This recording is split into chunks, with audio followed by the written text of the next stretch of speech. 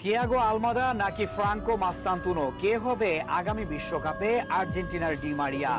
একদিকে থিয়াগো আলমাদার মতো creative forward, অন্যদিকে মাস্তান্তুনোর মতো প্রমিজিং ইয়াংস্টার। কিন্তু ডি মারিয়ার জায়গা নেওয়া সহজ কোনো ব্যাপার নয়।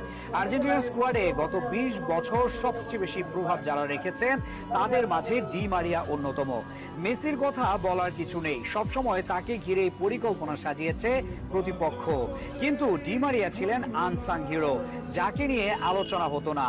তবে দলের সবচেয়ে প্রয়োজনের মুহূর্তে তিনি সুযোগ বের করেছেন বারবার। ক্যারিয়ারের সব হাই ভোল্টেজ ম্যাচে তার গোল রয়েছে, যদিও ডি মারিয়ার খেলা গোল অ্যাসিস্ট দিয়ে বিচার করা যাবে না। তিনি এমন এক খেলোয়াড় যে মাঠে থাকলে সবকিছু ঠিকঠাক থাকে, ফুটে ওঠে খেলার সৌন্দর্য। কিন্তু না থাকলে মনে হয় কোথাও কিছু একটা নেই। সেটা বিশ্বকাপ ফাইনালেও দেখা গেছে।